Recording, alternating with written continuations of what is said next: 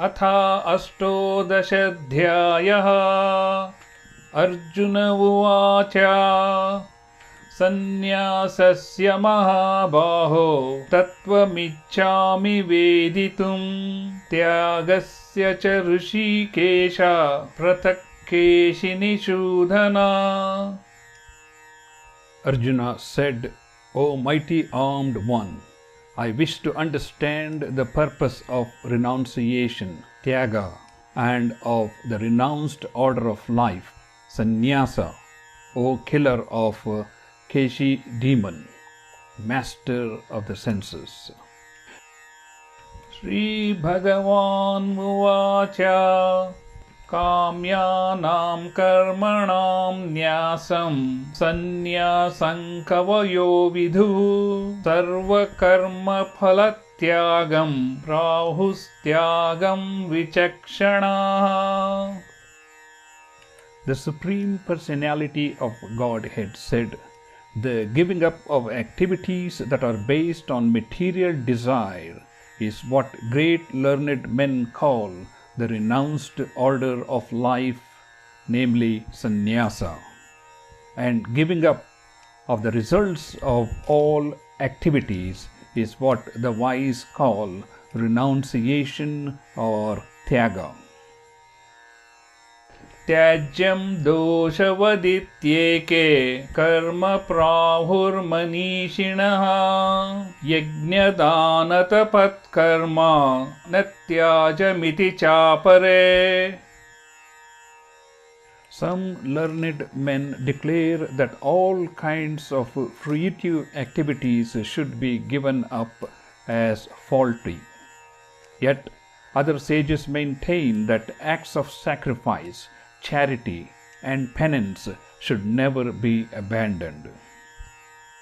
Nishchayam shrunu me tatra tyage bharata sattama tyago hi purushau vyaghra trividha samprakirtitaha.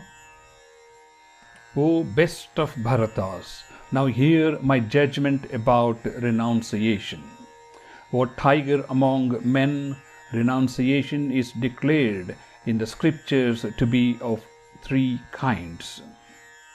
Yajnadana tapah karma natyajam karyameva tat yajno danam tapaschaiva pavanani manishinam. Acts of sacrifice, charity, and penance are not to be given up. They must be performed. Indeed, sacrifice, charity, and penance purify even the great souls.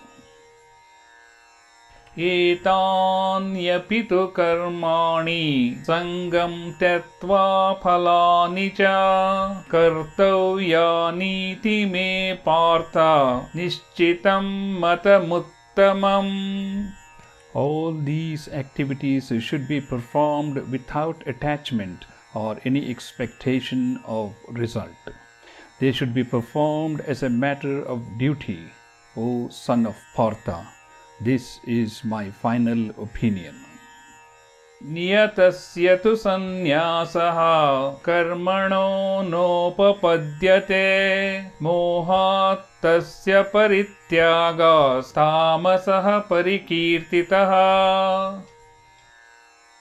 Prescribed duties should never be renounced. If one gives up his prescribed duties because of illusion, such renunciation is said to be in the mode of ignorance. Dukkham itteva yat karma kaya kleshabhayatyajat sakrutva rajasam tyagam naiva tyaga phalam labhet. Anyone who gives up his prescribed duties as troublesome or out of fear of bodily discomfort is said to have renounced in the mode of passion. Such action never leads to the elevation of renunciation. कार्यमित्येव यत् कर्म नियतं क्रियतेऽर्जुन सङ्गं त्यक्त्वा फलं चैव सत्यागसात्विको मतः. O Arjuna, when one performs his prescribed duty only because it ought to be done and renounces all material association and all attachment to the fruit, his renunciation is said to be in the mode of goodness. न द्वेष्ट्य कुशलं कर्म कुशलेनानुसज्जते त्यागी सत्त्वसमाविष्टो मेधावी छिन्न संशयः. The intelligent renouncer situated in the mode of goodness, neither hateful of inauspicious work nor attached to the auspicious work, has no doubts about work.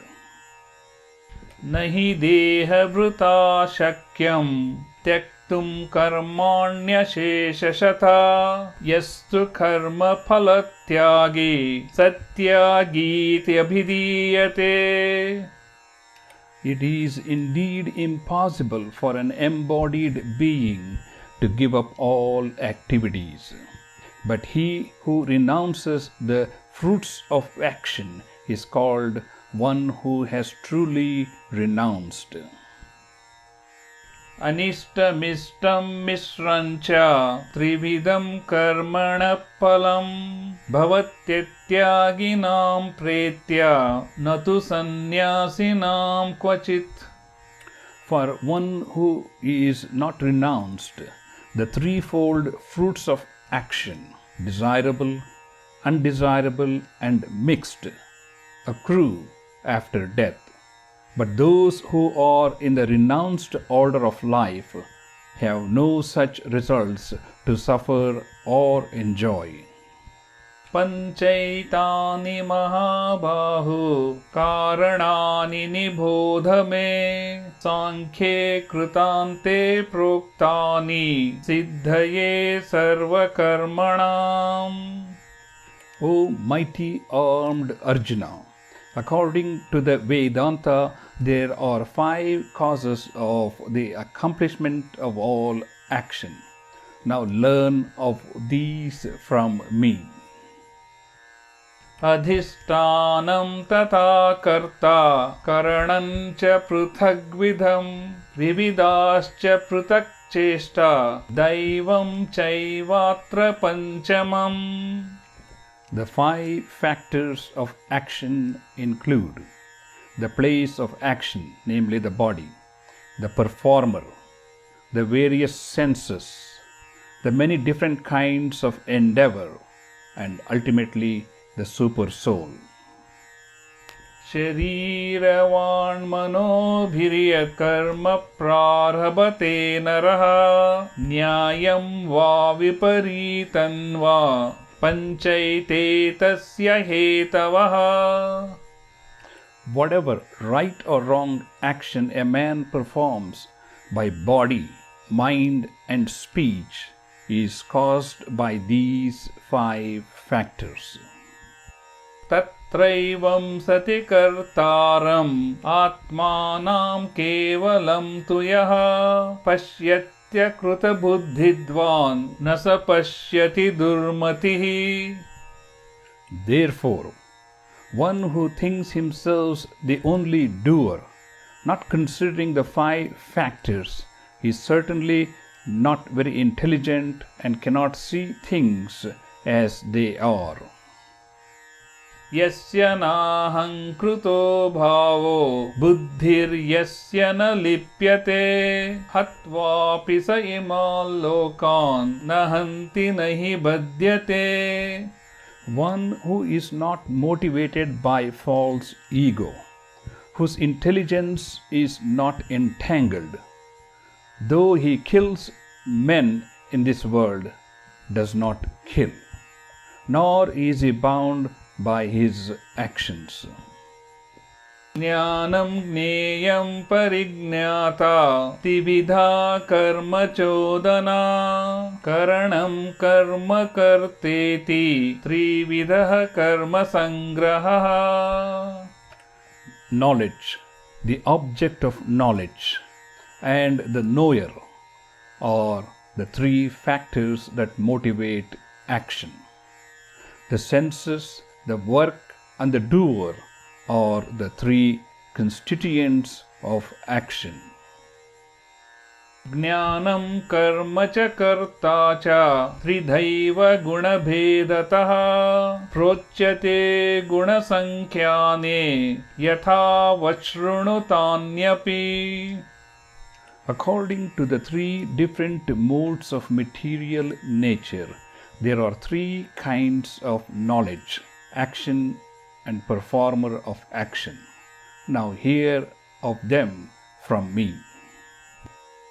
सर्वभूतेषु येनैकं भावमव्ययमीक्षते अविभक्तं विभक्तेषु तज्ज्ञानं विधि सात्विकम्.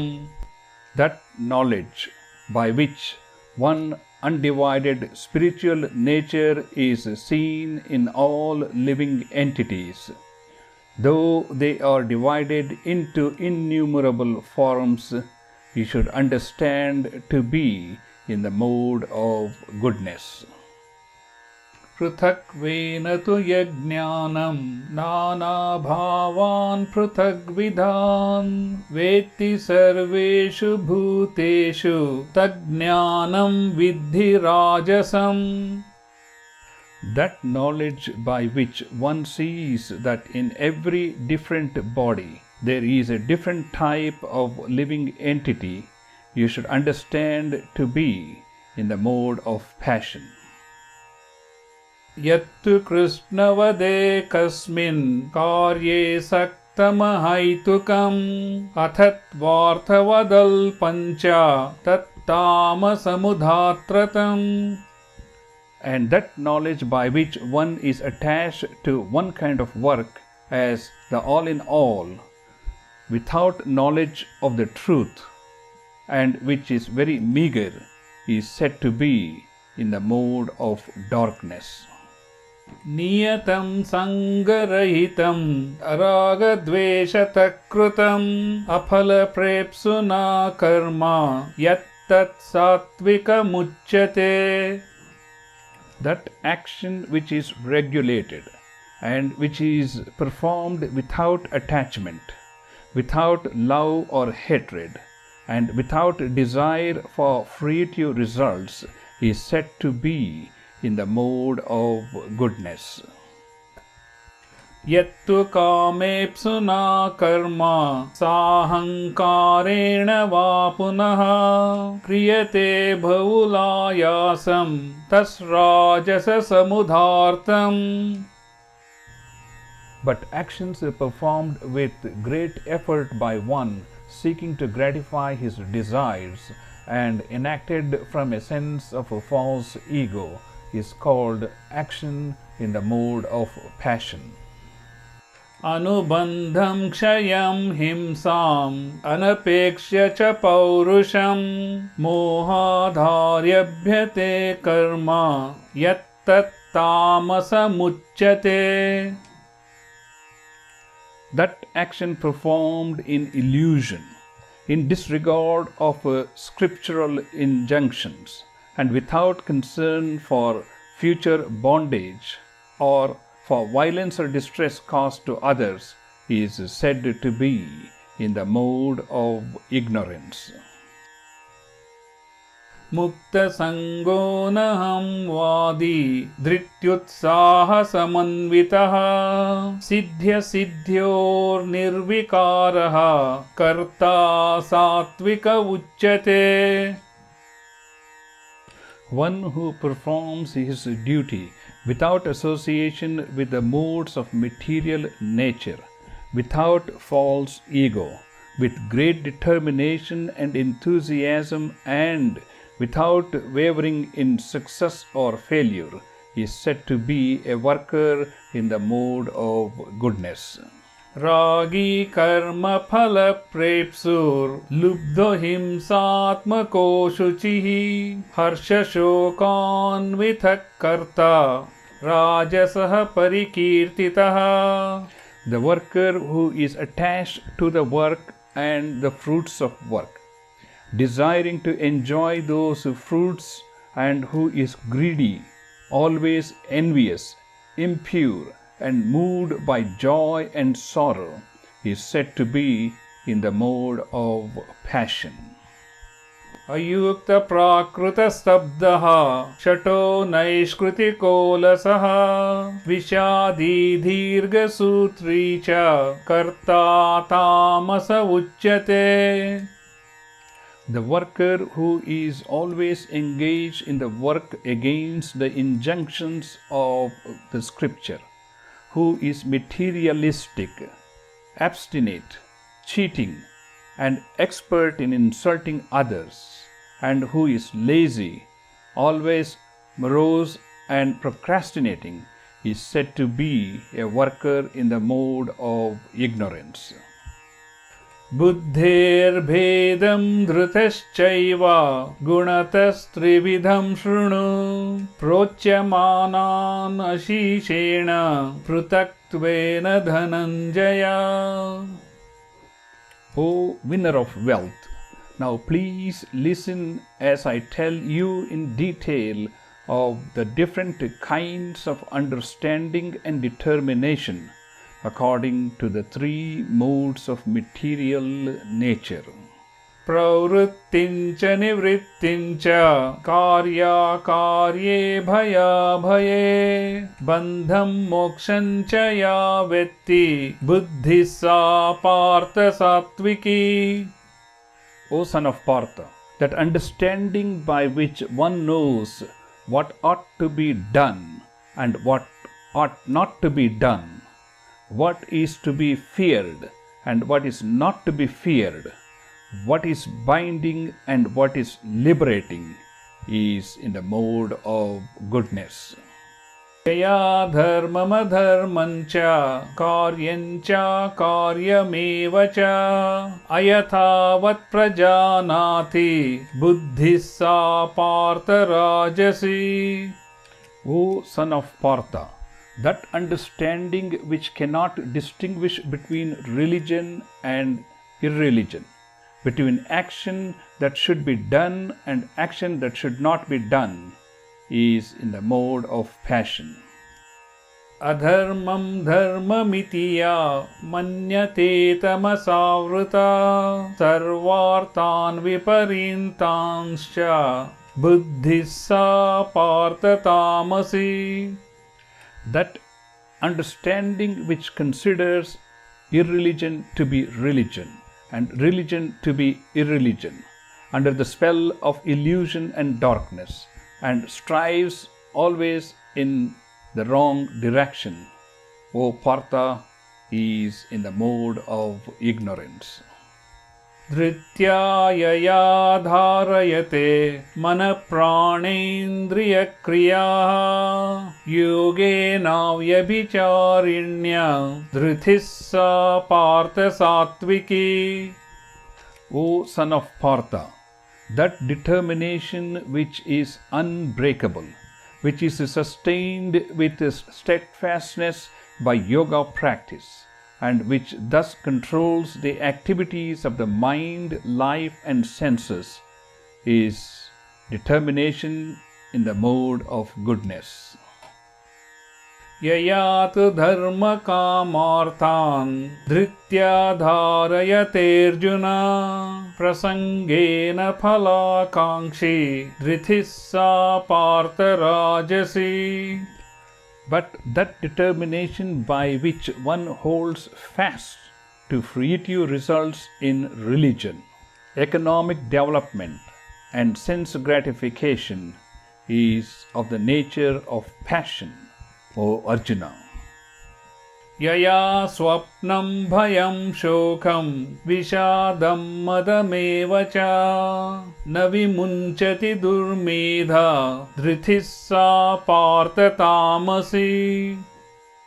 and that determination which cannot go beyond dreaming, fearfulness, lamentation, morseness, and illusion. Such unintelligent determination, O son of Partha, is in the mode of darkness. Sukham tividani tairvidham shrunu me bharatarshava abhyasad ramate yatra dukkantam cha nigacchati.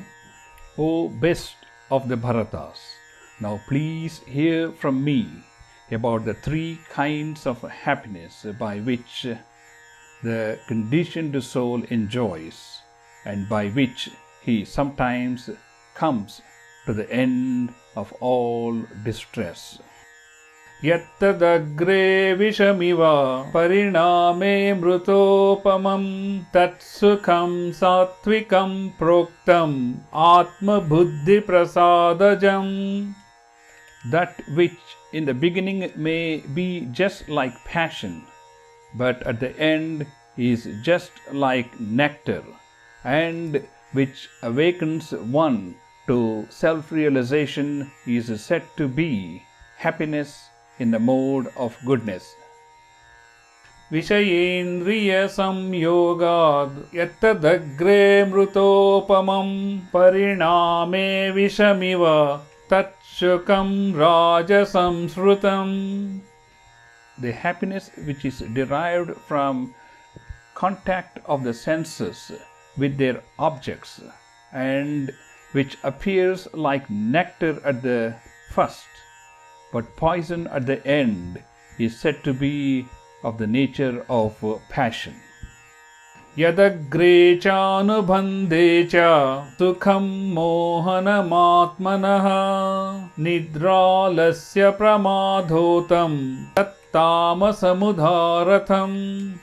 And that happiness which is blind to self-realization, which is delusion from beginning to end, and which arises from sleep, laziness, and illusion, is said to be of the nature of ignorance. Nathadasti prithivyam va divi devashu va punaha sattvam prakurtir jair muktam yadhebhisya traibhir gunai.